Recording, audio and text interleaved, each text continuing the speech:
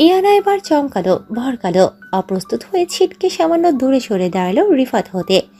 এতক্ষণে হিংস্র বাঘিনী হুট করে বিড়াল ছানা বনে গেছে। লজ্জায় চোখে মুখে হাত বুলিয়ে আশেপাশে তাকালো। আশেপাশের মানুষের তাদের দিকে কেমন অদ্ভুত নজরে তাকিয়ে আছে তা দেখে ইয়ানা আরো বেশি লজ্জা পেয়ে গেল।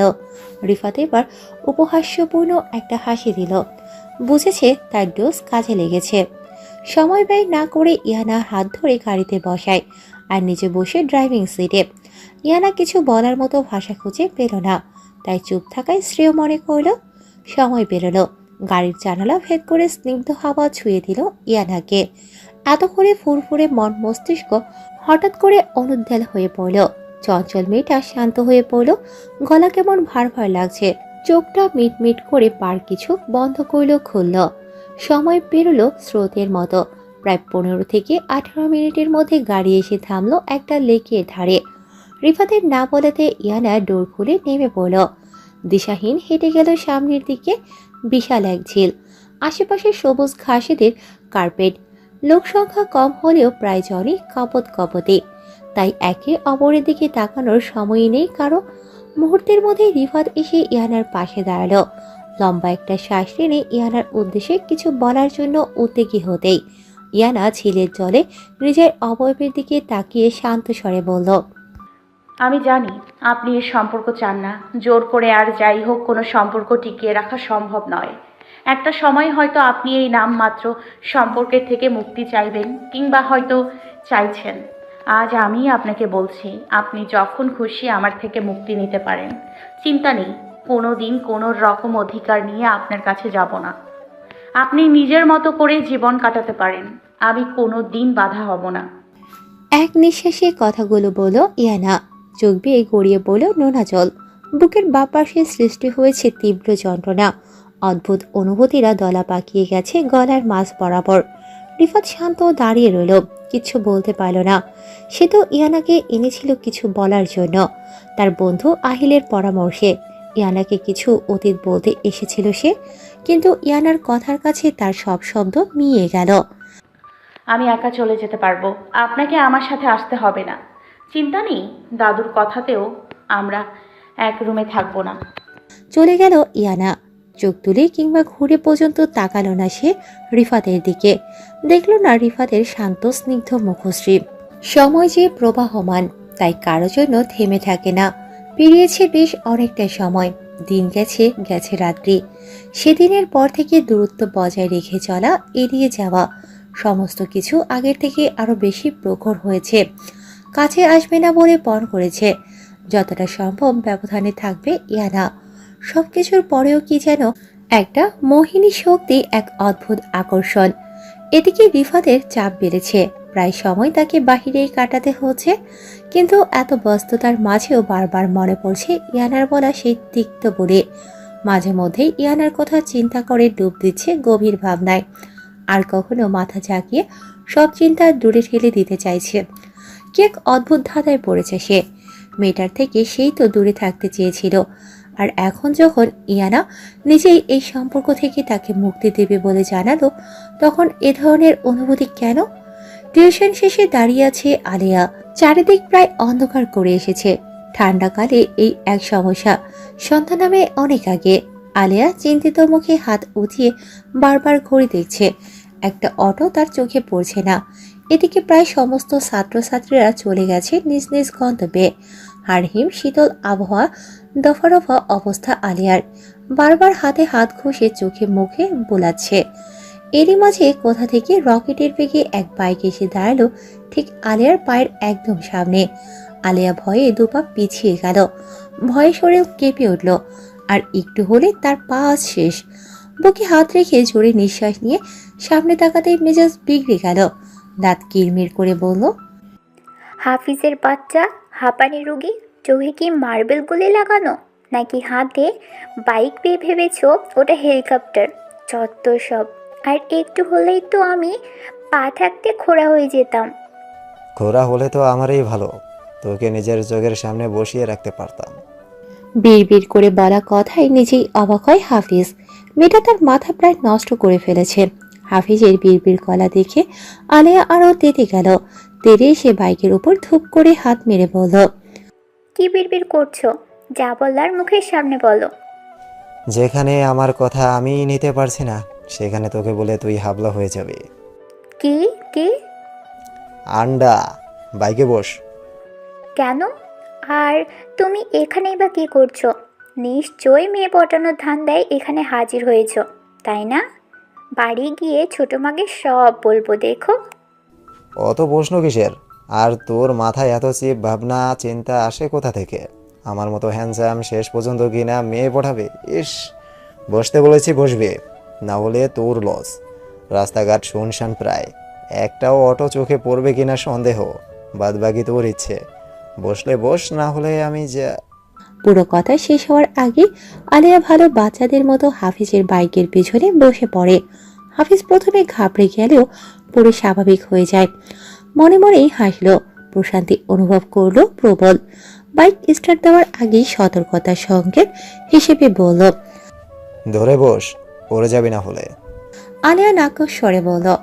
কিচ্ছু হবে না, আমি ঠিক আছি। আলিয়ার কথা ঠিক পছন্দ হলো না হাফিজের। চোয়াল শক্ত করে বাতাসের ন্যায় বাইক ছোটালো, মুহূর্তেই এক নরম হাত জোড়া শক্ত করে পেঁচিয়ে ধরল হাফিজের কোমর। স্পর্শ পেয়ে বাঁকা হাসলো হাফিজ। সোজা আঙুলে ঘৃণা উঠলে আঙুল বাঁকা করতে হয়, কথাটা আজ চরম সত্য বলে দাবি করল হাফিজ। লার্জ সাইজ পিজা সাথে কোল্ড ড্রিঙ্কস আর ক্রিমি পাস্তা খেয়ে সন্তুষ্টির ঢেকুর তুলল আলিয়া। চেয়ারে গা এলিয়ে দিয়ে রুদ্ধ দীর্ঘশ্বাস ছাড়ল। এদিকে তার সামনে বসে থাকা হাফিজ হা হয়ে তাকিয়ে আছে আলিয়ার দিকে। সে জানে আলিয়া অত্যন্ত রকমের পছন্দ করে জাঙ্কস ফুড, কিন্তু তা বলে এত খাবার একা সাপাট করে ফেলবে সেটার সম্বন্ধে অবগত ছিল না হাফিজ। হাফিজের চাহনি বুঝতে পেরে আলিয়া চেয়ারে ভালো করে বসে মেকি হাসি দিয়ে বলে, আসলে দুপুরে কিছু না খেয়েই পড়তে চলে গিয়েছিলাম। সকালের নাস্তার পর এই খেলাম সবে, তাই একটু বেশিই খেয়ে ফেলেছি আর কি। বাই দ্য মেঠোফত, তুমি নামক কিপটা আজ এত বদান্য, ব্যাপার কি? হুম। হাফিজ আলিয়ার বাচ্চামির সুলভ কথায় অসাধারণ হাসলো। কিছুটা খারাপও লাগলো মেয়েটার কতটা সময় অভুক্ত। এই মেয়েটা জানেই না তার এই ধরনের আচরণে এক পুরুষ অবাঞ্ছিতভাবে এলোমেলো হয়ে যায়। হাফিজ এবার এক লম্বা শ্বাস টানল, তারপর শান্ত স্বরে বলল, চাকরি হয়েছে আমার, আমার সবর আর কষ্টের ফল আল্লাহ আমায় দিয়েছে আজ আলু। এতক্ষণ চটফটে আলিয়া সহসা শান্ত হয়ে গেল। এমন নিবিড় দৃষ্টিতে তাকিয়ে আছে হাফিজের দিকে। তারপর ঝট করে চেয়ার ছেড়ে উঠে হাফিজের সামনে গিয়ে দাঁড়ালো। হাফিজকেও টেনে দাঁড় করিয়ে উৎফুল্লতার সাথে আলিয়া জাপটে ধরল হাফিজকে। আলিয়া দেখছে হাফিজের প্রতিকূল অবস্থা। দিনরাত এক করে হাফিজের প্রস্তুতি দেখেছে সে, তাই তো এখন হাফিজের সাফল্যের কথা শুনে নিজেকে সামনে রাখতে পারল না। ছোট পবিত্র মনে কোনো রকম জিলাপির পেঁচ ছাড়াই সান্নিধ্যে গেল হাফিজের। এদিকে হাফিজের অবস্থা কাহিল, বিবশ হয়ে গেল মুহূর্তে। বুক কেঁপে উঠল, কপালে মুহূর্তে বিন্দু বিন্দু ঘাম জমতে শুরু করেছে। গলা কেমন শুকিয়ে আসে। আশেপাশের মানুষজন খাওয়া ছেড়ে মিটমিট করে তাদের দিকেই তাকিয়ে আছে। হাফিজ এবার নিজেকে শান্ত রাখতে গলা কেশে নিজেদের টমের জেরি পর্ব শুরু করার জন্য আলিয়ার উদ্দেশ্যে বলে উঠল, ওরে চতুর ফকির, কিন্তু আমি একবারই খাওয়াবো, তাই এইসব করে কোনো লাভ হবে না। আলিয়া এবার ঠোঁট বাঁকা করে মাথা তুলল, সজোরে এক ঘুষি মারল হাফিজের বুকে। সঙ্গে সঙ্গে হাফিজ বুকে হাত রেখে আর্তনাদ করে বলল, আহ আলু। কাল প্রায় মাঝরাতে রিফাত বাড়ি ফিরেছে। ক্লান্ত শরীর বিছানায় মেলে ধরতেই রাজ্যের ঘুম এসে চোখ জুড়ালো। এখন বাজে সকাল 8:10 কাছাকাছি।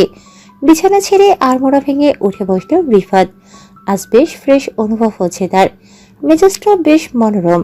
ফ্রেশ হয়ে গায়ে জ্যাকেট জড়ালো, তারপর এসে দাঁড়ালো তার ব্যালকনিতে। স্নিগ্ধ বাতাসে শ্বাস টানলো, চোখ ঘুরে না চাইতো ইয়ানার ব্যালকনির দিকে দৃষ্টিপাত করলো। নানান রকমের ফুল দিয়ে সাজানো মেয়েটার ব্যালকনি।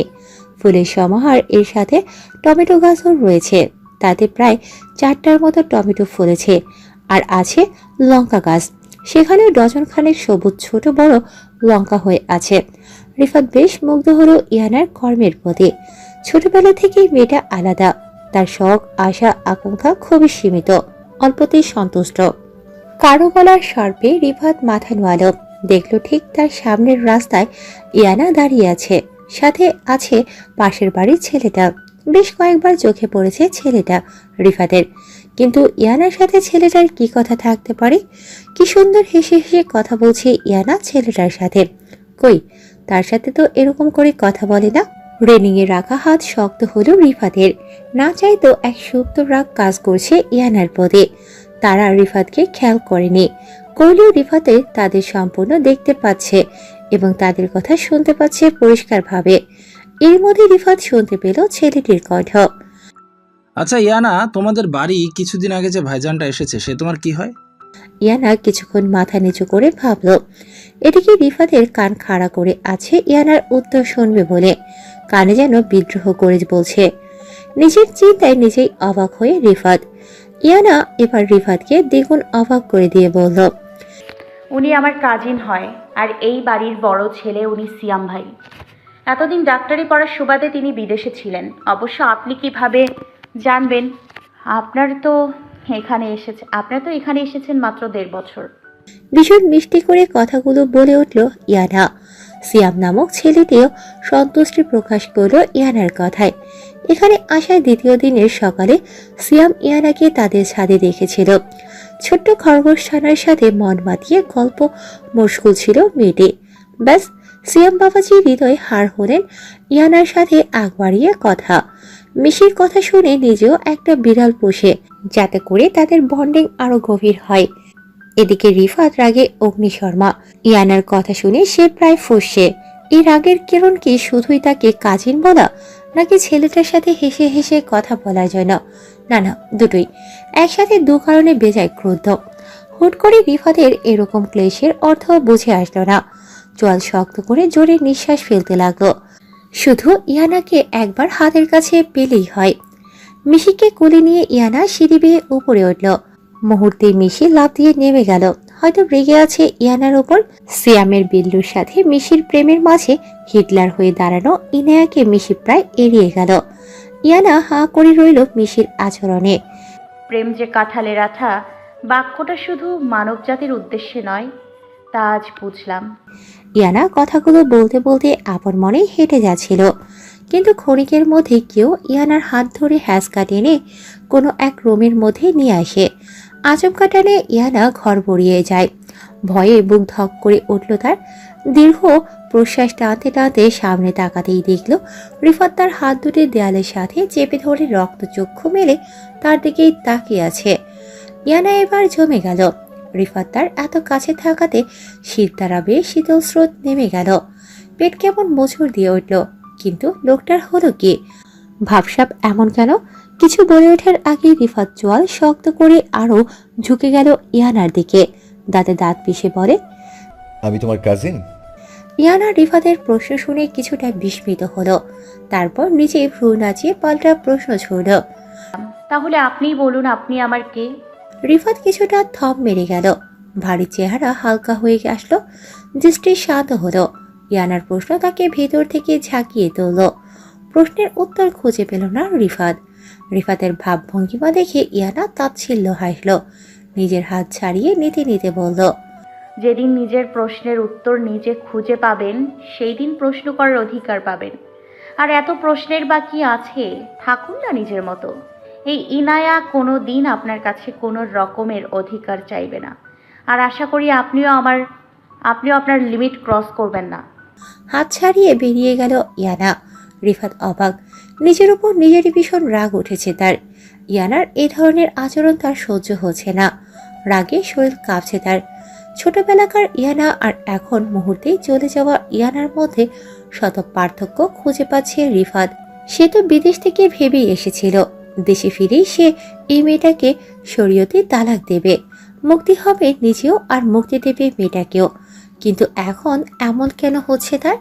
মেয়েটার মুখ থেকে মুক্তি পাওয়ার কথা নিম পাতার থেকেও বেশি তিতা লাগছে কেন? যখনই মেয়েটার থেকে দূরে যাওয়ার চেষ্টা করে তখনই তার থেকে শতগুণ বেশি কাছে চলে আসে কেন? উদাসীন মনে নিঃশব্দে নোনা জল গড়িয়ে পড়ল গাল বেয়ে। মনে পড়ল প্রায় 2 বছর আগেকার কথা। ইব্রাহিম সাহেব একদিন হুট করে ভিডিও কল করে বসে রিফাতকে, আর তার পাশে বসেছিল ইয়ানাও। রিফাত কল রিসিভ করে টুকিটাকি কথা বলার মাঝে রিফাতের এক বন্ধু ইয়ানাকে লক্ষ্য করে জিজ্ঞাসা করে।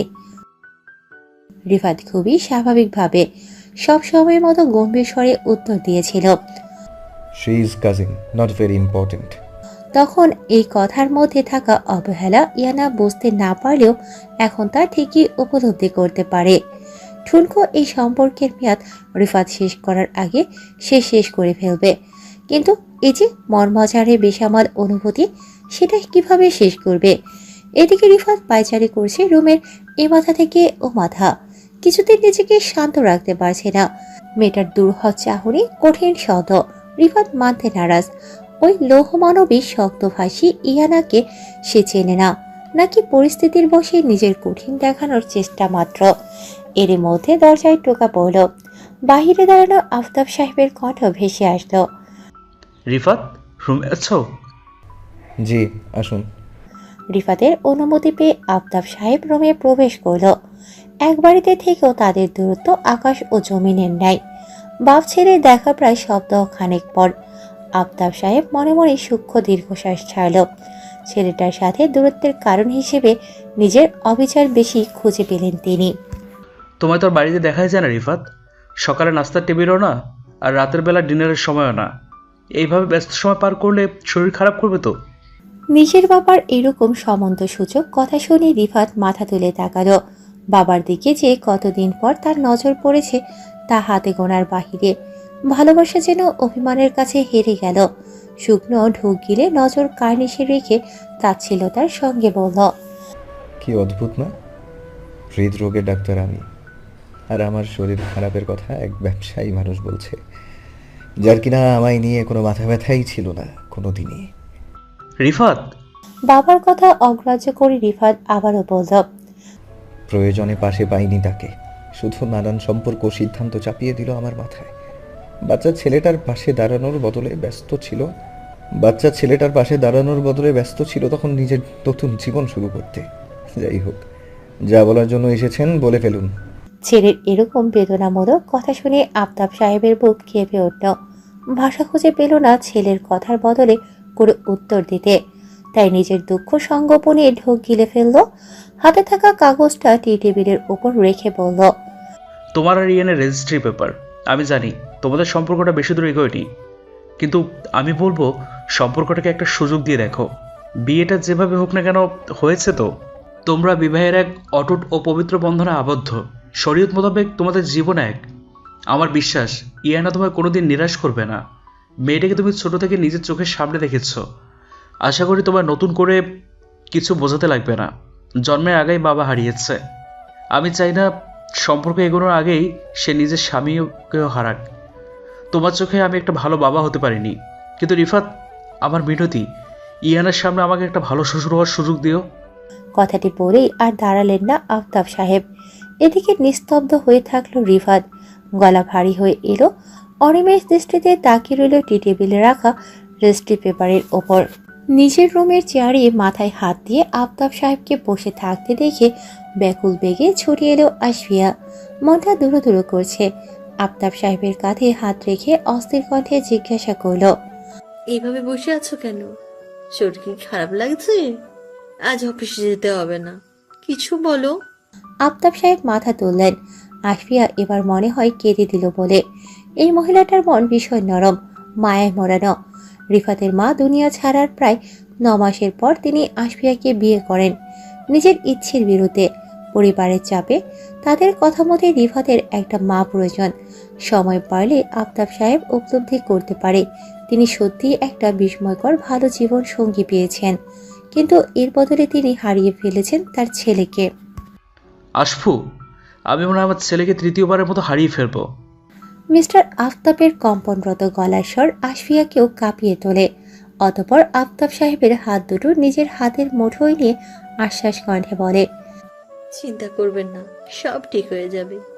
যখন রিফাত নিজেকে ইয়ানার সাথে অত্যাধিক সুখী দেখবে, তখন সে বুঝতে পারবে তার বাবা আর তার দাদু নেওয়া সিদ্ধান্ত তার অমঙ্গল ছিল না। সন্ধ্যায় হাতে মিষ্টি নিয়ে হাজির হাফিজ আর হাফিজের মা হাফসা। আজ বাড়িতে সবাই অবস্থিত। আলেয়া হাতে খাতা নিয়ে সোফার এক কোণে বসে পড়ছে। ইয়ানা, আশফিয়া আর ইয়াসমিন বেগমের সঙ্গে কিচেনে নাস্তায় সাহায্য করছে। রিফাত ড্রয়িং রুমের কোণে সিঙ্গেল সোফার ল্যাপটপ নিয়ে কাজে ব্যস্ত। আফনাফ মিয়া আর ইব্রাহিম সাহেব এটা সেটা নিয়ে কথা বলছে। এইসবের মধ্যেই হাফিজ আর হাফসা প্রবেশ করল। তাদের দেখেই ছুটে এলো আশফিয়া। দু জায়ের মিল যেন দু বোনের মতো। কুশল বিনিময় করল দুজনেই। ইয়াসমিন বেগমও ইয়ানাকে ভালো মন্দ জিজ্ঞাসা করল। তারপর সবাইকে মিষ্টিমুখ করিয়ে জানালো হাফিজের চাকরি হয়েছে। সবাই অত্যন্ত খুশি হলো। রিফাত হাফিজকে জড়িয়ে ধরে শুভকামনা জানালো। আফতাব সাহেব হাফিজকে কাজের বিষয়ে নানা প্রশ্ন করল। পোস্ট, স্যালারি, আরও নানান বিষয়।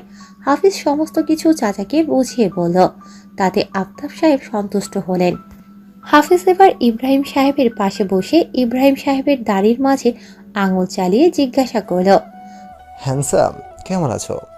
দিন যাওয়ার সাথে সাথে আরো বেশি ইয়াং হয়ে যাচ্ছ যে, ব্যাপার কি? দাদি কি স্বপ্নে এসে চুমু দিয়ে যায়? হাফিজের কথায় সবাই হেসে উঠল। দাদু নিজের হাতে থাকা লাঠি দিয়ে হাফিজের বাহুতে মেরে বলল, যা বেটা, দাদুর খোঁজ নেওয়ার সময় হয় না তো একটু, কখন যে আল্লাহর ডাক আসে। ছি ছি ছি, দাদু এরকম কথা মুখেও আনবে না। আমার সন্তানের বাচ্চার বিয়ে দেখা বাকি এখনো তোমার, আর তুমি কিনা যাওয়ার কথা বলছো? বদনা, ওহ সরি, বেদনা পেলাম। অত ছাড়া আগে বিয়ে কর, তারপর তো তোর বাচ্চা কাচ্চার বাচ্চাকে দেখতে পাবো। এই জরিনা, যা তো আমার রুম থেকে আমার ডায়েরিটা নিয়ে আয়। ওখানে কটা মেয়েদের নম্বর আছে, হাফিজের সাথে বেশ মানাবে। আলিয়া ভ্রু কুঁচকে তাকালো দাদুর দিকে। মানে কি, মেয়েগুলোর নাম্বার কি হাফিজের চাকরি পাওয়ার অপেক্ষায় রেখেছিল? তার উপর নামের পিন্ডি দিয়ে আবার কাজ বলছে। যাবে না সে। আলিয়া আটসাইট হয়ে বসে থাকলো সোফার কোনাটায়। এমন ভান করলো যেন সে দাদুর কথা শুনতে পায়নি।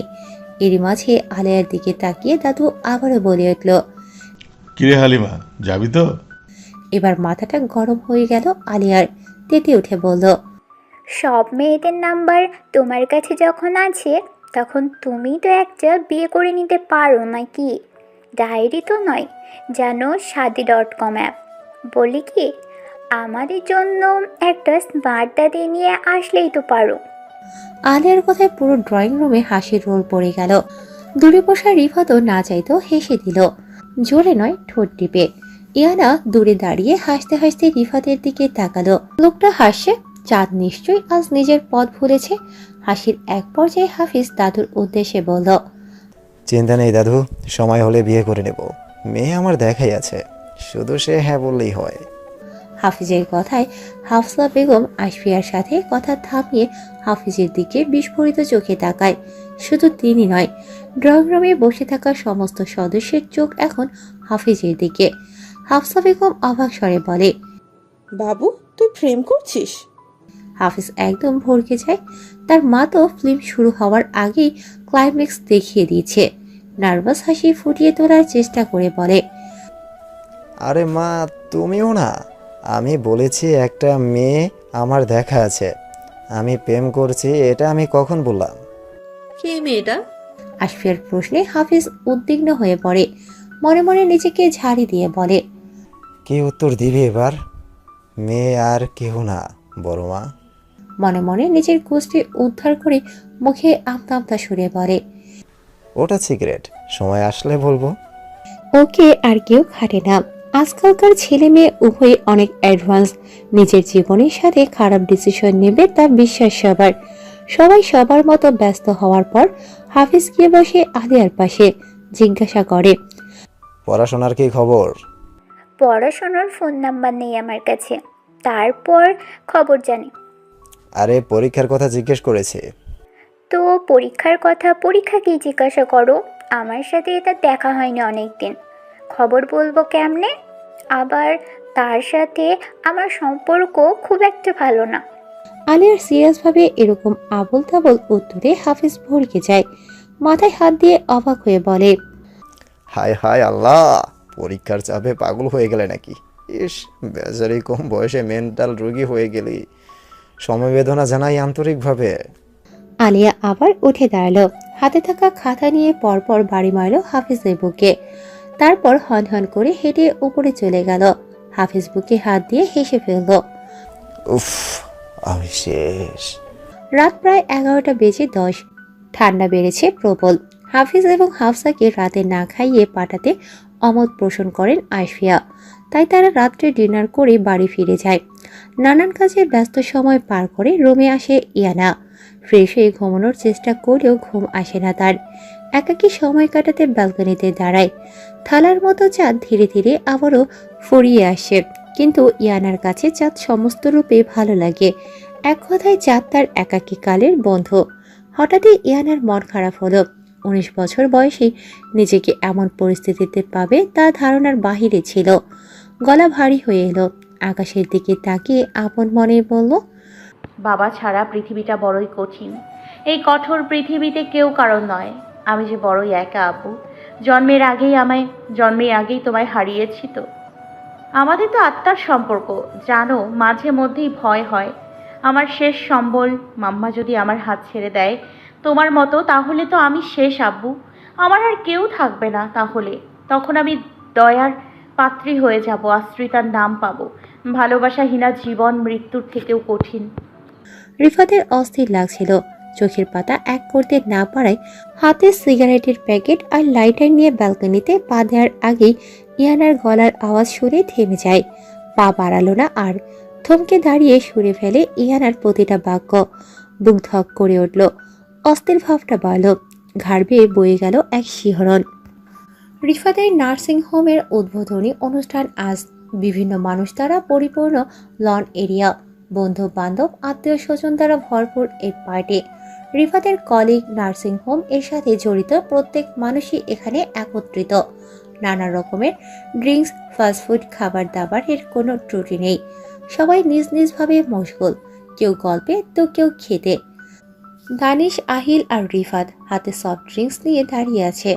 নানান রকমের বিষয়ে কথা বলছে তারা, কিন্তু এদিকে রিফাতের দৃষ্টির সামনে তার থেকে কিছু দূরে দাঁড়িয়ে থাকা নেভি ব্লু কালারের লং গাউনের সাথে ম্যাচিং হিজাব পরিহিত মায়াবী মেয়ে ইয়ানার দিকে। কোনো রকম ভাবে হাজার চেষ্টা করার পরেও তার চোখ জোড়া সরছেই না ইয়ানার হতে। চোখ দুটোর নাম বেশরম দিতে মন চাইছে। ইয়ানার দিক থেকে দৃষ্টি সরানোর কথা ভাবলে চোখ দুটো যেন রিফাতকে হুমকি দিয়ে বলে, ভাগ্যিস রিফাত আজ চাশমিশ, না হলে সে আজ বেহায়ার ট্যাগ অর্জন করেই ফেলত। এরই মধ্যে একটা অল্প বয়সী যুবক হেঁটে আসে ইয়ানার কাছে। এসেই হালকা হেসে কি যেন জিজ্ঞাসা করছে মেয়েটাকে। ইয়ানা ঠোঁটের কোণে সুপ্ত হাসি টেনে অস্বস্তির মুখ নিয়ে ছেলেটির সাথে কথা বলছে। রিফাতের চোয়াল শক্ত হয়। আশা থেকে এখন পর্যন্ত এ নিয়ে প্রায় 4টা ছেলে তার সাথে আগ বাড়িয়ে কথা বলতে এসেছে। হুট করে রিফাতের রাগ হচ্ছে, মন বলছে। রিফাত নিজের ভাবনায় অবাক হয়, কিন্তু তারপরেও রাগ তার কমে না। মনে হচ্ছে সবার সামনে থেকে মেয়েটাকে নিয়ে বেরিয়ে যেতে। এদিকে রিফাতের পাশে দাঁড়িয়ে থাকা দানিশ আর আহিল রিফাতের শক্ত চোয়াল আর দৃঢ় দৃষ্টি লক্ষ্য করে। কারো হৃদয় পড়ছে, গন্ধ পাচ্ছি আহিল। দানিশ কথাটা কিছুটা হেয়ালি স্বরে বলে। আহিল হো হো করে হেসে দেয়।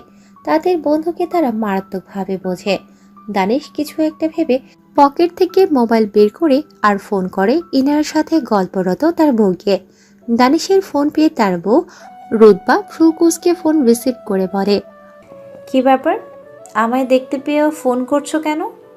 রুতবা কিছু দূরে দাঁড়িয়ে থাকা দানিশের দিকে তাকিয়ে কথাটা বলে।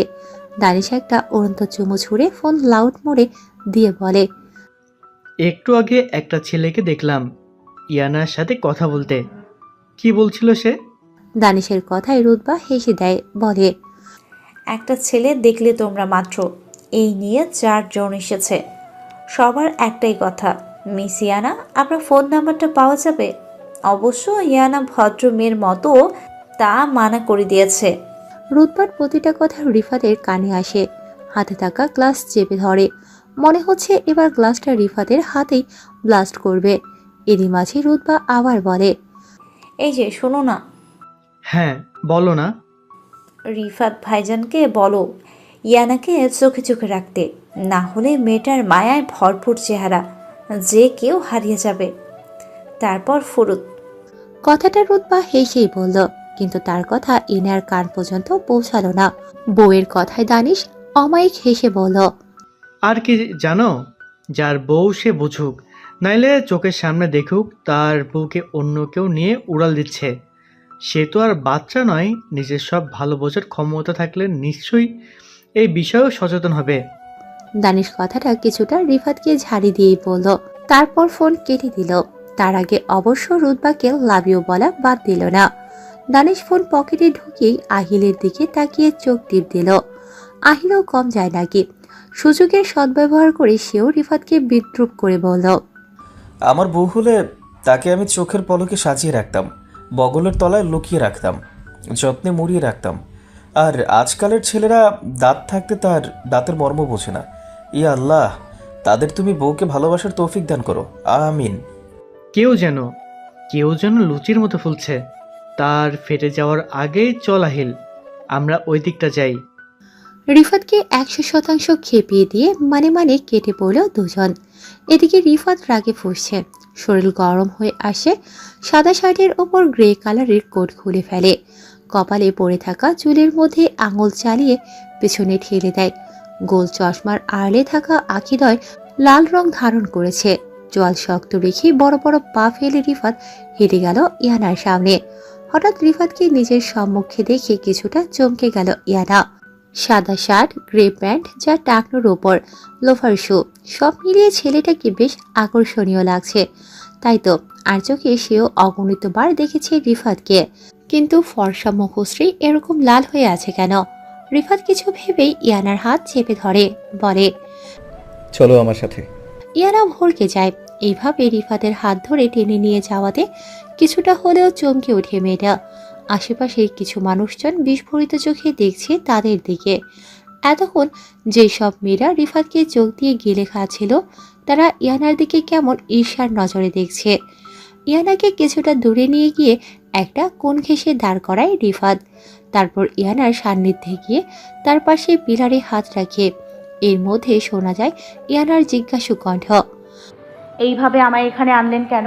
সবাই কিভাবে দেখছিল, কি ভাববে সবাই? ইয়ানার কথা একেবারে অগ্রাহ্য করে রিফাত তার পকেট থেকে রুমাল বের করে ইয়ানার সামনে ধরে, গম্ভীর সুরে বলল, লিপস্টিক মুছো। হতচকিত হয় ইয়ানা। রিফাতের কথা বুঝতে কিছুটা সময় লাগে তার উপর ছেলেটার এত কাছে থাকাতে ইয়ানা সুপ্তভাবে কাঁপতে শুরু করেছে। গলা জড়িয়ে আসছে তার, কি বলবে ভেবে পাচ্ছে না। ভ্রুকুসকে কম্পন কণ্ঠে বলে, কি? Remove your lipstick stupid. রিফাতের ঝাঁঝালো কণ্ঠে ইয়ানার বুক ধক করে ওঠে। সময় ব্যয় না করে রিফাতের হাত থেকে রুমাল নিয়ে ঠোঁটে লেগে থাকা হালকা পিঙ্ক রঙের লিপস্টিক মুছতে থাকে, যা ড্রিঙ্ক করার ফলে খাওয়ার পরে অনেকটাই উঠে গেছে। কিন্তু ওই অধখসড়ার লিপস্টিক ও রিফাতকে অশান্তিতে রেখেছে। রিফাত জানে ইয়ানা তার মুখে কোনো প্রসাধনী ব্যবহার করে না, তারপরও অজান্তেই রিফাতের ইয়ানার এই সামান্য সাহায্য স্বস্তিতে ফেলেছে। ইয়ানার ঠোঁট মোছা রিফাতের জন্য পছন্দ হচ্ছে না, তাই খপ করে রুমাল কেড়ে নিজেই মেয়েটার ঠোঁট মুছতে আরম্ভ করল। এদিকে ইয়ানার অবস্থা কাহিল। রিফাতের আঙুল যতবার তার অধর স্পর্শ করেছে, ততবার যেন দক্ষিণা বাতাস তাকে ছুঁয়ে দিচ্ছে। কিছুক্ষণ পর রিফাত ইয়ানার অবস্থা কিছুটা আঁচ করতে পারে। চোখ তুলে মেয়েটার দিকে তাকাতে দেখল সেও তার ডাগর আঁখি দিয়ে তাকে দেখে চলেছে। চোখের কোণে পানি চিকচিক করছে। রিফাত ফট করে হাত সরিয়ে দেখল মেয়েটার ঠোঁট লাল হয়ে গেছে। রাগের চোটে জেদের বসে খেয়াল না করে বাসন মাজার মতো মেয়েটার ঠোঁটও মেজে দিয়েছে। কেন করলেন এরকম? কান্না কোনো রকম আটকিয়ে ইয়ানা জিজ্ঞেস করে। ঠোঁট চলছে তার। রিফাত গলা ঘেঁষে সোজা হয়ে দাঁড়ায়, এদিক সেদিক তাকিয়ে বলে, এরপরে আর লিপস্টিক দেবে না। কেন দেব না? আপনার কথা শুনতে যাবই বা কেন? রাগে দুঃখে ইয়ানা শক্ত কণ্ঠে বলে কথাটা। রিফাত এবার মেয়েটার মুখের সামনে ঝুঁকে পড়ে, চোখে চোখ রেখে বলে, তুমি বাধ্য আমার কথা শুনতে। কিসের জন্য বাধ্য? কোন অধিকারে? অনেক কথা বলে ফেলেছো, আমি না বলেছি মানে না। কিসের জোর এত? আমি রুতবা আপির কাছে থেকে আবার লিপস্টিক দিব, কি করবেন আপনি? রিফাত এবার হুট করে ইয়ানার কথায় বাঁকা হাসল। তারপর অনেকটা ঝুঁকে গেল মেয়েটার মুখের কাছে। একে অপরের থেকে দূরত্ব বজায়ের কামনা করা দু মানবী এখন একে অপরের সান্নিধ্যে অনেকটা কাছে, যাতে করে একে অপরের নিঃশ্বাস মুখে আশ্রিয়ে পড়ছে। ইয়ানা পিলারের সাথে নিজেকে মিশিয়ে ফেলল। রিফাত আরো বেশি দূরত্ব ঘুচিয়ে সামনে এলো। কি এক স্লো কণ্ঠে বলল, রুমাল ছাড়াও আরও অনেক পদ্ধতিতে লিপস্টিক মোছা যায়। Understand Mrs Iyana? ফোন বেজে ওঠে রিফাতের। ইয়ানার দিকেই তাকিয়ে পকেট থেকে ফোন বের করে কানে দেয়। তারপর কথা বলতে বলতেই চলে যায় মেয়েটার সামনে থেকে। এদিকে ইয়ানা বরফ, শরীর এখনো জমে রয়েছে। ইয়ানাও যে জানে রিফাতের এই আচরণের কারণ। হৃদয়ে খেলে যায় এক সুপ্ত অনুভূতির ঢেউ। লজ্জায় মুখে হাত দিয়ে হেসে ফেলে মেয়েটা। কালো ড্রেসেও যে কাউকে এত সুন্দর লাগতে পারে তা আলিয়াকে না দেখলে উপলব্ধি করতে পারত না হাফিজ। সাদা বস্ত্রে মেয়েদের পরি লাগে, এটা হাফিজের জানা, কিন্তু কালো আবরণও কাউকে এতটা মুগ্ধময়ী করে তুলতে পারে তা তো অজানা ছিল।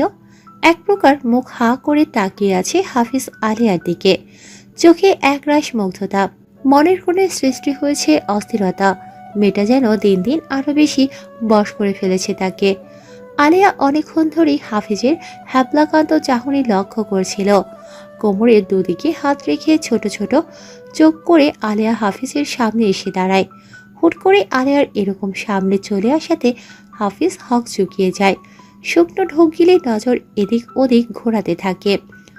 কি ব্যাপার, সেই কখন থেকে দেখছি জীবনে মেয়ে না দেখার মতো আমার দিকে ক্যাবলাকান্তের মতো তাকিয়ে আছো, নজর লেগে যাবে তো। হাফিজ এবার কিছুটা ঠোঁট বাঁকায়, মাওয়ালিদের মতো কিছুটা কলা টেনে উপরের দিকে ওঠায়। অত্যন্ত অ্যাটিটিউডের সাথে এক ভ্রু উঁচিয়ে বলে, আইসে, তোকে কে বললো? আমি তোকে দেখছিলাম। তোর পাশে ওই যে সুন্দরীর মতো মেয়ে আছে না, আমি তো তার দিকে তাকিয়েছিলাম। হায় রে, কি সুন্দর মেয়ে! গায়ের রং যেমন দুধে আলতা, চোখ হরিণের মতো, চুল যেন ঘন কালো মেঘ। উফ! বুকের ডান পাশে হাত রেখে কথাগুলো বলল হাফিজ। এদিকে আলেয়া চোখ মুখ কুঁচকে পেছন ফিরে তাকালো। তার পাশে দাঁড়ানো মেয়েটির দিকে আর মেলাতে থাকে হাফিজের প্রশংসার সাথে মেয়েটির রূপ। গায়ের রং শ্যামবর্ণ, চোখে দেওয়া বেশ বেশি পাওয়ারের চশমা, চুলগুলো কাঁধের কাছে এসে শেষ। হাফিজের বলা কথার সাথে উত্তর দক্ষিণের তফাৎ। আলেয়া এবার রাগে ফুঁসতে ফুঁসতে তাকালো হাফিজের দিকে। মিথ্যে বলার লিমিট এই ছেলে আজ ক্রস করে দিয়েছে। পাশের টেবিল থেকে একটা কাঁটা চামচ হাতে নিয়ে সেটা সোজা হাফিজের মুখের কাছে ধরে, দাঁতে দাঁত পিষে বলে, এতই যখন মেয়েটাকে পছন্দ, তাহলে বিয়ে করে নাও না মেয়েটার সাথে। হাফিজ ভয় পেয়ে কিছুটা পেছন দিকে হেরে যায়। তারপর আমতা আমতা করে বলে। আলিয়া এবার কিছু ভেবে কুটিল হাসি দিল, চোখ টিপ দিয়ে বলল, তোমার কাজ আমি কিছুটা সহজ করে দিচ্ছি। সময় ব্যয় না করে আলিয়া এগিয়ে গেল সেই মেয়েটির দিকে।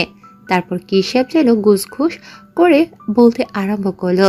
বলার এক পর্যায়ে আলিয়া হাতের ইশারায় হাফিজকে দেখালো, আর মেয়েটি তার তেরাপেকা দাঁতে ইসমাইল দিল হাফিজের দিকে তাকিয়ে। ভড়কে গেল হাফিজ, রাগী লুক দিয়ে তাকালো আলিয়ার দিকে। তারপর মেয়েটির দিকে একটা নার্ভাস হাসি দিয়ে ৯-২-১১ হয়ে কেটে পড়ে।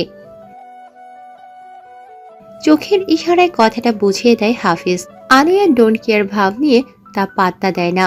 রাত প্রায় ৯:৩০ কাছাকাছি। সমস্ত কিছু গুছিয়ে রিফাত গাড়ির দিকেই যাচ্ছিল। এমন সময় রিফাতের ফোন বেজে ওঠে। দেখে দাদুর কল করেছে। ফোন রিসিভ করতেই দাদু বিচলিত কণ্ঠে বলল, দাদু ভাই, ইনুমা তোমার সাথে? না তো, কেন? ও তোমাদের সাথে বাড়িতে যায়নি? না, আমরা জানি তুমি ওকে সাথে নিয়ে আসবে, তাই নিশ্চিন্তে আমরা বাড়ি চলে এসেছি। কিন্তু কিছুক্ষণ আগে থেকেই ইনুমাকে কল করছি, তার ফোন সুইচ অফ বলছে। আর এখন তুমি বলছো যে ইয়ানা তোমার সাথেও নেই। দুশ্চিন্তা হচ্ছে দাদু ভাই, একটু দেখো না, ইয়াসমিনকে জানালে ঘাবড়িয়ে যাবে। রিফাতের থক করে উঠল। কোন রকম আশ্বাস কণ্ঠে বলল, আমি দেখছি, ঘাবড়ানোর কিছু নেই। সন্ধ্যে 7:30টার পর থেকেই মানুষজন বিদায় নিতে থাকে। সর্বশেষ আধ ঘন্টা আগেই মিস্টার আফতাব, ইয়াসমিন বেগম, আশফিয়া আর দাদু রওনা দেয়। রিফাত সমস্ত কিছু গুছিয়ে সেই সবে বাড়ি যাওয়ার উদ্দেশ্যে রওনা দেওয়ার আগেই দাদুর এই কল। অস্থিরতায় রিফাত রীতিমতো ঘামছে, গলা শুকিয়ে আসছে, মাঝে মধ্যে বুক কেঁপে উঠছে, বাজে চিন্তা মাথায় চেপে বসেছে।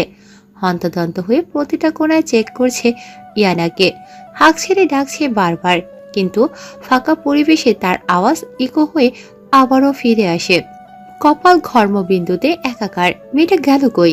এদিক সেদিক খুঁজতে খুঁজতে রিফাত একটা করিডোরের মাঝে গিয়ে দাঁড়ায়, কোমরে হাত রেখে জোরে নিঃশ্বাস নিচ্ছে।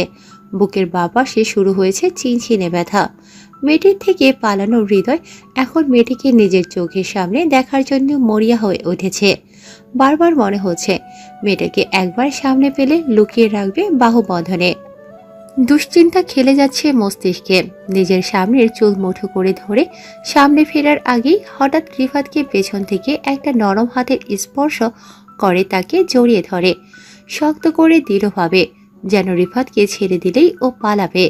রিফাত প্রথমে চমকে যায়, মুহূর্তের মতো দাঁড়িয়ে রয় কিছুক্ষণ, নিঃশ্বাস ভারী হয়ে আসে। বুঝতে বাকি থাকে না তাকে শক্তভাবে পেছন থেকে জড়িয়ে ধরে রাখা মানুষ আর কেউ না, ইয়ানা। মেয়েটা থরথর করে কাঁপছে, যা রিফাত উপলব্ধি করতে পারছে। মেয়েটির মাথা রিফাতের কোমরের কাছে, মেয়েটির গরম শ্বাস রিফাতের পিঠে এসে পড়ছে, তাতে সর্বাঙ্গ শিহরিত হয়ে জমে যায় রিফাতের মনে প্রশ্ন জাগতে মেয়েটার হঠাৎ হলো কি? ঘড়িতে তখন 2:30, চারিদিকে নিস্তব্ধতা বিরাজ করছে। আকাশের বৃহৎ চাঁদ নিজের স্নিগ্ধ শুভ্রতা ছড়িয়ে দিয়েছে ধরণীতে। রিফাতের এক হাত নিজের বুকের সাথে দৃঢ়ভাবে জড়িয়ে নিয়ে ঘুমসাগরে ডুবে আছে ইয়ানা। মাঝে মধ্যে কেঁপে উঠছে তীব্র জ্বরের কারণে। মাথায় রাখা জলপট্টিটা নিয়ে পানি ভর্তি ছোট বাটিতে চুবিয়ে আবারও ইয়ানার মাথায় রাখল রিফাত। সবার অগোচরে মেয়েটাকে নিজের রুমে এসে শুইয়ে দিতেই মেয়েটা গভীর ঘুমে মগ্ন হয়ে যায়। রিফাত তাকালো ইয়ানার ঘুমন্ত মুখের দিকে। মনে পড়ল মেয়েটা বলেছিল রিফাতের রুমে প্রবেশ করার রুচিও তার নেই, আর এখন রিফাতের হাত জড়িয়ে তারই রুমে কেমন আরামে ঘুমোচ্ছে। কপালে হাত রেখে দেখলো জ্বর আগের তুলনায় অনেকটা কম। রুদ্ধ দীর্ঘশ্বাস ছাড়ল রিফাত। এতক্ষণ ধরে মনের মধ্যে চলমান ভয়টা কিছুটা কমিয়ে এলো। মেয়েটার মাথায় হাত বুলিয়ে সঙ্গোপনে নিজের হাত ছাড়িয়ে নিতে চাইলেই ইয়ানা আরো শক্ত করে পেঁচিয়ে ধরে রিফাতের হাত। এবার ঘামতে শুরু করেছে। এই ঠান্ডার মাঝেও শরীরে পুলক অনুভব করে। এদিক ওদিক তাকিয়ে নিজেকে সামলে রাখতে চেষ্টা করে। কোনো রকম নিজের হাত ছাড়িয়ে বেডসাইড টেবিলের ড্রয়ার থেকে সিগারেটের প্যাকেট নিয়ে সোজা ব্যালকনিতে চলে যায়। মনের মধ্যে ঝড় বইছে রিফাতের। রেলিংয়ে নিজের হাত শক্ত করে চেপে ধরে। রাগ, উত্তেজনা, নির্বিশেষে ইয়ানার বিধ্বস্ত চেহারা সব মিলিয়ে এক লৌহ মানবের রং ধারণ করেছে সে। তখন মেয়েটাকে দেখে রিফাতের বুক কেঁপে উঠেছিল। মনে হচ্ছিল যেন তার বুকের উপর কেউ ভারী পাথর চাপিয়ে দিয়েছে। অস্থির হয়ে ইয়ানাকে পেছন থেকে নিজের সম্মুখে দাঁড় করাতেই রিফাতের অন্তরাত্মা কেঁপে ওঠে। ভয়ার্ত ভামার্ত মুখ, করুণ চোখ, কম্পনরত ঠোঁট, বিষাদ মেশানো নিঃশ্বাস। মাথার কাছে হিজাবটা ছিঁড়ে গিয়েছে কিছুটা, জামার হাতা কিছুটা ছেঁড়া। মনে হচ্ছে কেউ স্বেচ্ছায় টান দিয়েছে। রিফাত নিজের আওয়াজ যেন হারিয়ে ফেলে। শব্দ দলা পাকিয়ে আটকা পড়েছে। চারিদিকে বাতাস যেন অদ্ভুত রকমের ভারী হয়ে উঠেছে। রিফাতের দিকে তাকিয়ে হু হু করে ডুকরে কেঁদে ওঠে ইয়ানা। সময় ব্যয় না করে রিফাতের বুকের সাথে নিজেকে মিশিয়ে নেয়। রিফাত নিজের কাপা হাত ইয়ানার মাথায় রেখে অত্যাধিক আদুরে কণ্ঠে জিজ্ঞাসা করে, ইয়ানা? নামটা উচ্চারণ করতে সময় লাগলেও ইয়ানার কন্যারত কণ্ঠ রিফাতের কানে আসতে দেরি হয়নি। মেয়েটা উম্মাদের মতো আওড়াতে থাকে, আমায় লুকিয়ে ফেলুন, সে আমায় ছুঁয়ে দেবে। খুব খারাপ ভেবে বিষাক্ত মানুষ সে, আমায় ছাড়বে না।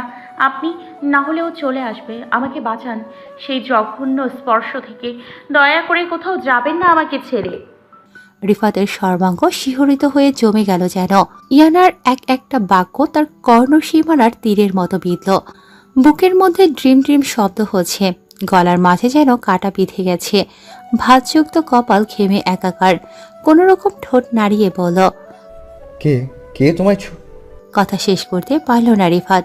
বুক থেকে মাথা তুলে ইয়ানা অনুভূতি শূন্য বিকৃত মস্তিষ্ক এর সাথে নিজের বাহু, কাঁধ আর কোমরে হাত দিয়ে দেখাতে দেখাতে বলে, এখানে এখানে এখানে। চুপ। রিফাতের আর বুঝতে বাকি থাকে না ইয়ানা কি বলতে চাইছে। ইয়ানাকে টেনে নিজের বুকের সাথে মিশিয়ে নিল। চোয়াল শক্ত করে ইয়ানার মাথা চেপে ধরল বুকের বাঁ পাশে। প্রলয় এর হাওয়া বয়ে গেল। মেয়েটা বুকে মিশে না থাকলে ধ্বংসলীলা চালাতো এই ছেলে। রক্তিম চোখ, টান টান শরীর, ক্ষিপ্ত মস্তিষ্কের সাথে জোরালো কণ্ঠে জিজ্ঞাসা করল, কোথায় সে? চলো আমার সাথে। বিপরীত প্রতিক্রিয়া দেখা দিল না। রিফাত কেঁপে উঠল। ইয়ানার মাথা থেকে হাত সরিয়ে দিতেই মেয়েটা কাত হয়ে পড়ল। সঙ্গে সঙ্গে ইয়ানাকে কোলে তুলে নিল। নিথর ইয়ানা লিফটে আছে তার স্বামীর শরীরের সাথে। গাড়িতে শুয়ে শুধু দাদুকে ফোন করে জানিয়ে দিল ইয়ানা তার সাথেই আছে। চিন্তার বিষয় নেই। দাদুর পাল্টা প্রশ্ন করার সুযোগ না দিয়ে কল কাটল রিফাত। বাড়ি প্রবেশ করে নিজের রুমে শুইয়ে দিতে বুঝতে পারল জ্বরে শরীর পুড়ে যাচ্ছে মেয়েটার। সমস্ত রাগ এসে পড়ল নিজের ওপর। মেয়েটার খেয়াল রাখতে সক্ষম হলো না সে। ধিক্কার দিল নিজেকে। ভাইব্রেটরত ফোন পকেট থেকে বের করে হাতে থাকা জ্বলন্ত সিগারেট লম্বা একটা টান দিয়ে নিচে ফেলে দিল। তারপর ফোন রিসিভ করে কানে ধরতেই অপর পাশের মানুষটি আমতা আমতা করে বলল, স্যার, সেকেন্ড করিডোরের সিসি ক্যামেরা অ্যাক্টিভ ছিল না, আর অন্যান্য ক্যামেরার ফুটেজ দেখেছি, সেখানে সন্দেহজনক কিছুই খুঁজে পাইনি স্যার। রিফাতের রাগ এবার তুঙ্গে উঠেছে।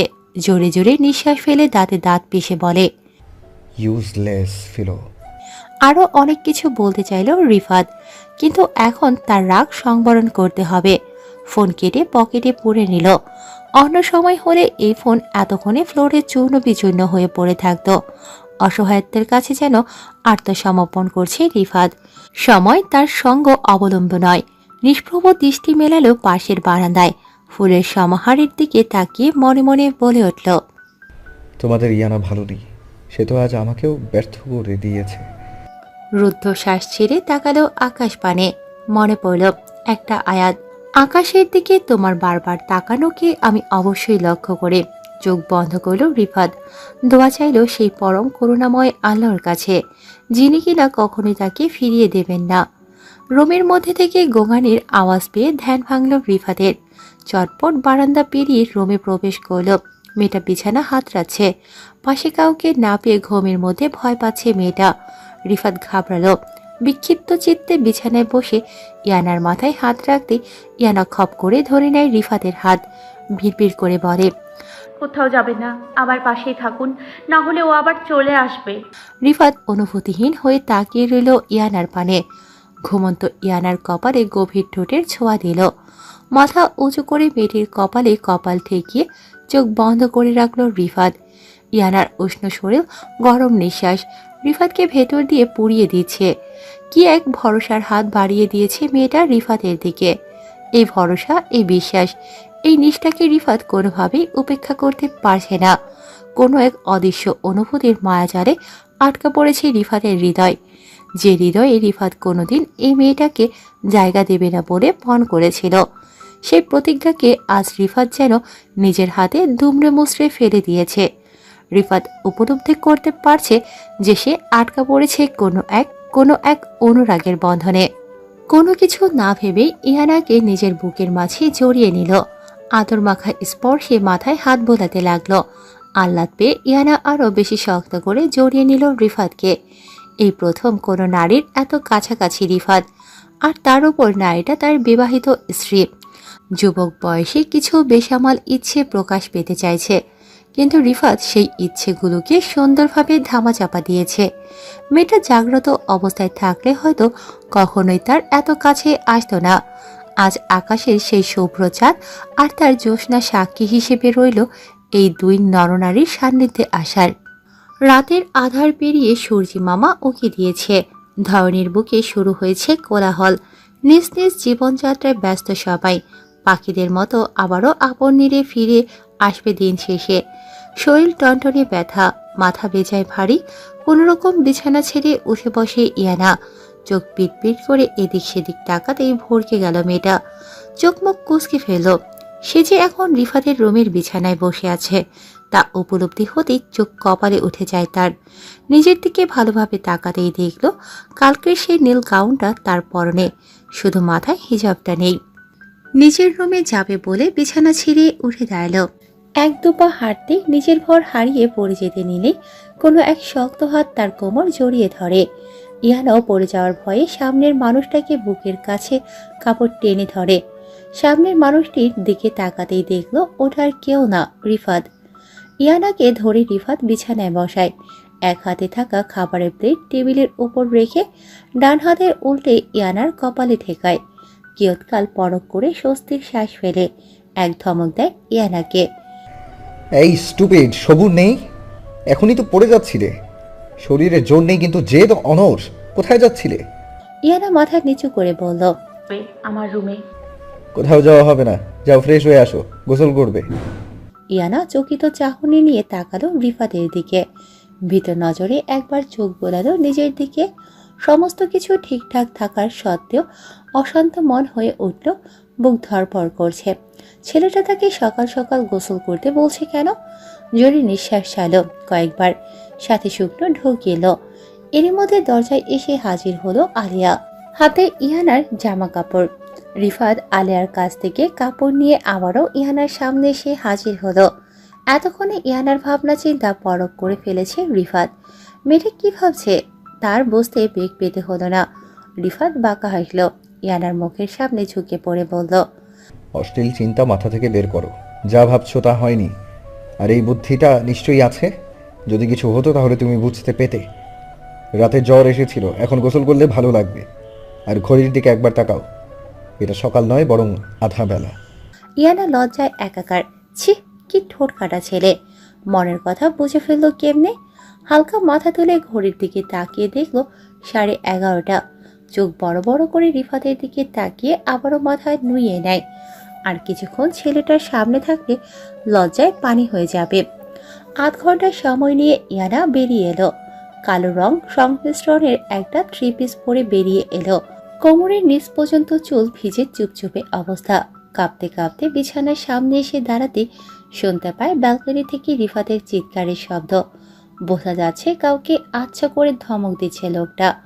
ইয়ানার ভাবনা চিন্তার মাঝেই রিফাত এসে হাজির হয়। ইয়ানাকে ভিজে চুলে দাঁড়িয়ে কাঁপতে দেখে রিফাত ধমকানি দিয়ে বলে, হ্যাঁ স্টুপিড, এভাবে বলদের মতো দাঁড়িয়ে আছো কেন? ভুলভাল চিন্তা মাথায় থাকে, কিন্তু এদিকে যে ভিজে চুল মুছতে হবে সেদিকে লক্ষ্য নেই। ইয়ানার এবার কিছুটা রাগ হয়, মিনমিনে কণ্ঠে বলে, আপনি কিন্তু আমাকে অপমান করছেন। ইয়ানাকে টেনে বিছানায় বসিয়ে দিয়ে নিচের তাওয়াল নিয়ে মেয়েটার চুল মুছে দিতে থাকে।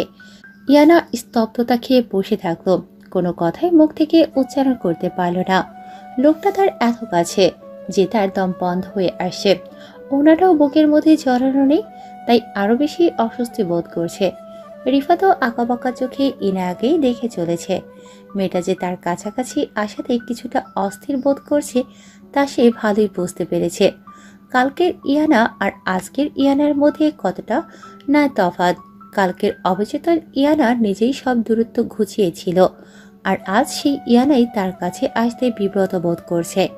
যদি মেয়েটা জানতে পারে গত রাতে তারা কতটা ঘনিষ্ঠ ছিল, মেয়েটা কিভাবেই তার বুকের সাথে মিশেছিল, তাহলে নিশ্চয়ই লজ্জা পাবে কিংবা ভুল বুঝবে রিফাতকেই। ওয়াশরুমে ফেলে আসা ইয়ানার ওড়না রিফাত নিজেই নিয়ে আসে, ইয়ানার দিকে বাড়িয়ে দেয়। অত্যন্ত লজ্জা আর অস্বস্তির সাথে ওড়না নিয়ে নিজের বুকে জড়িয়ে নেয়। তারপর টেবিলে রাখা প্লেটটা এগিয়ে দেয় ইয়ানার দিকে। 3 পিস এক ব্রেড টোস্ট আর 1 গ্লাস ভর্তি দুধ। দেখি ইয়ানা ঠোঁট উল্টায়, তা দেখে রিফাত ভ্রুকুচকে গম্ভীর স্বরে বলল, পুরোটা শেষ করবে। কাঁদো কাঁদো মুখ করে ইয়ানা খাওয়া শুরু করে। জন্মুখে কোনো জিনিসেরই স্বাদ লাগছে না তার, কিন্তু সামনে বসে থাকা খাটাসটার জন্য কিছু বলতেও পারছে না ইয়ানা। রিফাতের জায়গায় ইয়াসমিন বেগম হলে কোনো রকম ইনিয়ে বিনিয়ে 2টো ব্রেড টোস্ট খেয়ে দৌড় দিত নিজের রুমে। রিফাতও মাঝে মধ্যে ফাইল থেকে চোখ তুলে তাকাচ্ছে মেয়েটার দিকে। হুট করে খেতে খেতে ইয়ানার চোখ পড়ে নিজের ডান হাতের কবজির দিকে। সেখানে কিছুটা ব্যথা অনুভব করতে ধীরে ধীরে কাল রাতের সেই বিশ্রী স্মৃতির মস্তিষ্কে এসে হাজির হতে লাগলো। শরীর শিউরে উঠল, নিঃশ্বাস ভারী হয়ে ডুকরে কেঁদে উঠল ইয়ানা, সাথে হিসকি। বিচলিত হলো রিফাত, চটজলদি সোফা ছেড়ে উঠে ইয়ানার সামনে এসে বসল, কান্নার সাথে হিসকি। মেয়েটার যাচ্ছে তাই অবস্থা। রিফাত বুঝতে পারল এই কান্নার কারণ। কিভাবে থামাবে মেয়েটাকে? কিভাবে সান্ত্বনা দেবে সে? কিছুই মাথায় আসছে না। রিফাত ইয়ানার মাথায় হাত রাখলো। হুট করে এরকম হাত রাখায় ইয়ানা তবদা খেয়ে তাকালো রিফাতের দিকে। কান্না হালকা কমলেও হিসকি থামল না মেয়েটার। পরিস্থিতি স্বাভাবিক করতে রিফাত বলল, কান্না থামাও, কান্না করলে একটুও ভালো লাগে না তোমায়? কি ছিল রিফাতের এই কথার মাঝে? কি মোলায়েম আদরে এক ভাব। রিফাতের কথার সাথে সাথে ইয়ানার হেসকিও থেমে গেল। ফুপানো সুরে নাক টেনে ঠোঁট উল্টে নালিশ সুরে বলতে উদ্যোগী হলো, কাল। হুম, সব শুনবো, এখন খাওয়াটা শেষ করো দেখি। ধীরে ধীরে ইয়ানা প্লেটের সমস্ত খাবার শেষ করল। দুধের বেলায় নাক শীতকালেও রিফাতের কঠিন চোখের দিকে তাকাতে গ্লাসটা সাপাট করে ফেলল। তৎপর রিফাত ড্রয়ার থেকে একটা ঔষধ বের করে ইয়ানার হাতে ধরিয়ে দিয়ে বলল, শ্যালো ইট। ট্যাবলেট খেতে ভালো লাগে না। আচ্ছা, ইঞ্জেকশন দিচ্ছি তাহলে, ওয়েট। এই না না না, আমি খাচ্ছি। রাক্ষস লোক একটা। শেষের কথাটা আসতে বলল তা ঠিকই রিফাতের কান পর্যন্ত এলো। রাক্ষস কি করে জানো তো? মানুষ খায়। আমি খেয়েছি তোমায়? ইয়ানা ভরকে গেল। এই লোকটা বিড়বিড় শব্দ শুনে ফেলে। ইয়ানা কোনো রকম ট্যাবলেট গিলে ফেলল। চোখ মুখ কুঁচকে রিফাত উঠে গিয়ে দরজা বন্ধ করে দিল। ধীর পায়ে হেঁটে আবার ইয়ানার সামনে বসল। মেয়েটার হাত নিজের হাতের মধ্যে নিয়ে নিল খুবই কৌশলের সাথে। ইয়ানা কেঁপে উঠল। মুখের আদল লাজুক হলো, কিছুটা চমকিত হলো বটে। এইভাবে রিফাতের নৈকট্য ইনার ভাবনায় ছিল না। রিফাত নিজের জিভ দিয়ে ঠোঁট ভেজালো। ইয়ানার দিকে তাকিয়ে চোখে চোখ মেলালো। ইয়ানা চুপচাপ বসে রইল। অন্তর কোণে সনসনে হাওয়া বয়ে গেল। এরই মধ্যে শুনতে পেল রিফাতের অত্যন্ত নমনীয় কণ্ঠ, জানো ইয়ানা, নারী হলো আল্লাহর শ্রেষ্ঠ সৃষ্টি, আশরাফুল মাখলুকাতের মধ্যে শ্রেষ্ঠ। যদি তাদের দিকে কেউ রুক্ষ নজরে তাকানো কিংবা তাদেরকে বাজেভাবে ছুঁয়ে দেয়, স্বয়ং আল্লাহ নারাজ হয়। মেয়েরা হলো পবিত্র, আর তাদের অপবিত্র করার চেষ্টা করলেই রয়েছে কঠিন বিধান। ভয়ঙ্কর সাজার অধিকারী তারা। ইয়ানা, সাহসী বাঘিনী হতে হবে, রুখে দাঁড়াতে হবে, মোকাবেলা করতে হবে। তোমার পাশে সব সময় সবাই থাকবে না, তাই নিজেকেই নির্ভীক শৌর্যপূর্ণ হতে হবে। নিজের চোখের পানি সস্তা নিকৃষ্ট মানুষদের জন্য ফেললে হবে না, শক্ত হতে হবে। এবার নির্ভয়ে আমায় সবটা খুলে বলো, প্যানিক হবে না, আমি আছি। হাতের দৃঢ়তা বাড়ল চোখের গভীরতা। কি এক প্রচ্ছন্ন অনুভূতি গ্রাস করেছে দুই নরনারীকে। একে অপরের কাছ থেকে পালানো দুহৃদয় আজ ক্লান্ত হয়ে বসে গিয়েছে কোনো এক অনুরাগের বটতলায়। আজ দুজনেই শান্ত। কি এক শিথিল পরিবেশ তৈরি হয়েছে। ইয়ানা ফুপিয়ে উঠল, চোখের কোণ দিয়ে গড়িয়ে পড়ল বাড়ি বিন্দু। তার সামনে বসে থাকা মানুষ, চোখে গোল ফ্রেমের চশমা, ফর্সা শরীর, কালো টি শার্ট আর ট্রাউজার, চাপদারির সাথে মুখমণ্ডলে সুশ্রী গঠন, যে এখন তার হাত খুবই দৃঢ়ভাবে ধরে আছে। দৃষ্টির গভীরতা তার উপরই সীমাবদ্ধ। তাকে যেন ভীষণ আপন মনে হচ্ছে তার সর্বসুখ এই মানুষটার কাছেই আছে। আজ হঠাৎ অন্তর্কোণ থেকে আওয়াজ আসে। যদি তার বাবা বেঁচে থাকতো তাহলে হয়তো এই বিষাদ পরিস্থিতিতে তাকে এইভাবেই আঁকলে নিত। জেদ, অবহেলার, নিষ্ঠাহীনতার বেড়াজাল পেরিয়ে কোন কাঠগোলাপ হাতে তুলে নিল ইয়ানা। হাত উছালো রিফাত, খুবই আলতোভাবে মুছে ফেলল ইয়ানার চোখের পানি। চোখে চোখে আশ্বাস দিল, অভয় দিল, বোঝালো আমি আছি। রুৎপার বাহুতে কেউ ঠেলা মারতে তার হাতে থাকা চকলেট পেস্ট্রিটা গিয়ে পড়ল ইয়ানার নীলাভ গাউনে। রুৎপা পাশে তাকাতেই দেখল এ তো তার স্বয়ং স্বামী দানিশ। রুৎপা ফুঁসে উঠল। দানিশের দিকে রাগান্বিত বাক্যে বলল, কি করলে এটা? দেখো আমার হাত থেকে পেস্ট্রিটা পড়ে গিয়ে ইয়ানার কাপড়টা কেমন খারাপ হয়ে গেল। সরি ইনু। ইয়ানা সৌজন্যতার খাতিরে মিষ্টি হেসে বলল, ইটস ওকে আপি, আমি কিছু মনে করিনি। এটা ওয়াশ করলেই ঠিক হয়ে যাবে। আচ্ছা চলো, আমি যাই তোমার সাথে, ওয়াশরুমে তোমার হেল্প করে দেব। ইয়ানা চলে গেল। তার যাওয়ার দিকে তাকিয়ে রুৎপা দানিশের উদ্দেশ্যে বলে, মেয়েটা কি মিষ্টি তাই না? বইয়ের কথা শুনে দানিশ বাঁকা হাসল। একটু এদিক ওদিক তাকিয়ে রুৎবার কোমর জড়িয়ে ধরে আলতো কণ্ঠে কানে কানে বলল, সেটা রিফাত বলতে পারবে। আমি শুধু জানি আমার সামনে এখান থেকে রসগোল্লার হাড়ি রাখা আছে, জাস্ট বাড়ি যাওয়ার অপেক্ষা, তারপর সব ভ্যানিশ। লজ্জায় লাল হয়ে গেল রুতবা। তার অসভ্যবর তাকে একটা দিনও লজ্জায় না ফেলে থাকতে পারে না। বিশাল ওয়াশরুমে নিজেকে একা পেয়ে অনেকটা ভয় পেয়ে আছে ইয়ানা। ওয়াশরুমটাও এত বড় কেন? তার রুম, ব্যালকনির সাথে পাশে আলিয়ার রুম মিলিয়ে এই ওয়াশরুম হয়তো তার থেকেও বেশি বড়। ইয়ানা ভেবেছিল কেউ না কেউ তো থাকবেই এই ওয়াশরুমে, তাই একা একা আসার সাহস পেয়েছে। কিন্তু তার ভাবনা চিন্তাকে ভুল করে দিয়ে একরাশ ভয় নিয়ে এখন সে ওয়াশরুমে একা। একবার চারিপাশে তাকিয়ে সিঙ্কের কল চালিয়ে দ্রুত নিজের কাপড় পরিষ্কার করতে উদ্যোগী হলো ইয়ানা। মনে মনে কলমা দুরুদ পড়ে নিজেকে সাহসী রাখার চেষ্টা হচ্ছে। কিন্তু এরই মাঝে ঘটল একটা অপ্রত্যাশিত ঘটনা। হঠাৎ করে পুরো ওয়াশরুমের লাইট অফ হয়ে যেতে ইয়ানা ঘাবড়ে গেল। চমকে এদিক ওদিক তাকাতেই কারো আলতো স্পর্শ পেল নিজের কোমরে। ছিটকে দূরে সরে এলো ইয়ানা। ভয়ে থরথর করে কাঁপছে সে। জোরে জোরে নিঃশ্বাস ফেলে সামনের মানুষটাকে দেখার বৃথা চেষ্টা করছে। কিয়ৎকাল পর শোনা গেল কারো কণ্ঠ।